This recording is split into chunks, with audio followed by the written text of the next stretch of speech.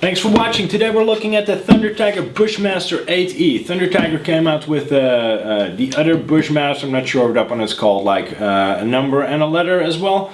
But the other one, the 4-seater, basically an axial Exoterra on steroids, 8 scale. About a year ago. The only complaint that I did see that people had was it was pretty bulky and it was pretty weighty with that entire plastic cage that I put on there, and also the addition of that ESS1 sound module. This one is like the stripped down version of that car, I think, because I mean, why the hell would they otherwise call it the Bushmaster? This is the box. Box art looks good. I think actually good representation of what you what you can expect in the box. So yeah, picture of the car on the front, some pretty cool lettering, some box art, and a ton of specifications that I'm not going to read out loud because that's boring. Speaking of boring, let's do all of the boring stuff first. What do you get in the box? You get some basic tools, so wheel wrench, some Allen keys, a bind plug. I'm not sure if I still need to bind the radio to the receiver. I hope not, but if I will, then I need to find that out by reading the manual. There's also a manual included, yay. Another thing you get is this tiny CD. I have no idea what that's for. I will find that out as well when I read the manual. And you get these things right here. I can imagine that these are like deflectors of sorts that you need to add to the rear lower A-arms just to avoid all the debris flying from the front into the back in the shocks and in the drivetrain and all that shit. So you don't want that to happen. They included this. Pretty cool. Something that you do need to do right out of the box. I'll get to that in a minute. Hold on, I got sidetracked there for a hot moment. Radio. These are the type of radios that you would usually find with your Thunder Tiger team associated cars. I've had a couple of these radios in the past with my SC10B. That video is coming up, by the way. I know that I'm really slacking on that one, but I mean, when it's nice weather, I'm out running. Yeah, so these are the radios that you did get with them. I have no problems with this radio. The only downside, I think, 6 AA batteries and a battery tray that sort of like is prone to fall out. It's not really held in place all too well. But if you want to swap this out for a regular receiver pack, radio pack, one of those LiPo things, then you can just go ahead and do that. This one, however, comes with a different type of radio. What I liked about this radio, about that original radio, was that the foam wheel felt really nice and yeah, I don't know, just comfortable. The Bushmaster 8E, however, comes with this radio.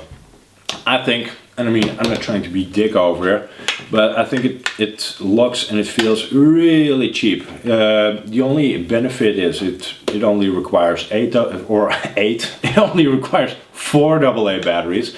The wheel on it is a bit rubbery, I don't know, it just feels a tiny bit icky, not really comfortable. I'm not really feeling that brake disc that I put behind the wheel, but I mean, all of this shit is just a matter of taste. When it comes to ergonomics, if I want to turn this thing on, then I actually need to flip this lid up, and it doesn't really stay open. The power switch is here, also all of your reverse switches are here, your trim, your dual rate, and all that stuff. So everything is there, but it just, I don't know, it just feels a tiny bit cheap. Unlike the car. So I mean, now we're going to all of the positive stuff, or all of the positive stuff. We will get to that in probably 30 seconds. You do need to mount this spoiler. Spoiler itself, really good. Stickers, however, they still have not figured out how to make a decent sticker. So you can tell that this shit is already peeling off in all of the corners. I have really done an exceptional job of trying to push this down and trying to beat it into submission to the point where it would stay put, at least for the purpose of this video, and I could not get it done. So the minute I turn the camera off, which is in like 10 minutes or whatnot, these stickers are coming off because they will just not stay on the spoiler. Looks of the car. I think it looks awesome. I like that paint scheme. This is a paint scheme that will fly really well, I think, with some of the guys that are familiar with 8 scale buggies. I've never had one in my life. I do see that this type of scheme, you know, with these sharp edges, with the splatter and whatnot, that's really popular in that segment. So I think they did a great job on capturing all that. All of the stickers that are on the body, they are perfectly applied and actually seem to stay put, so they did a good job over there. Let's look at the bottom of the chassis first. Aluminum chassis, which looks really nice, by the way. I love champagne anodized aluminum. Beefy looking A-arms, front and back. They remind me a tiny bit of the HPI Vorsa arms, so this all looks very stout. And I'm still bad at muting my shit, and I can't imagine that I'm gonna have any problems with this. It's very sleek. All of the hardware is countersunk. All of the hardware also looks really good. So far so good. All is nice. Let's go from the front to the back. I'll take the body off. Body is held in place with 2 body clips. They're a bit oversized, so even if you have really big hands, you have no problems to take those out. Aluminum shock bodies, fully threaded, again in that champagne anodized aluminum color, which I like so much. Aluminum shock caps, aluminum adjustment rings, booted shocks. Not too sure about the oil that I put in there. Maybe I will change that out, maybe not. Aluminum shock towers. There's a sway bar installed front and back, which I like as well, because that just gives you a tiny bit of extra stability. The upper links, they're really beefy, really chunky in fact, as are the rodends. So I can't really see this popping out of place when I'm driving it.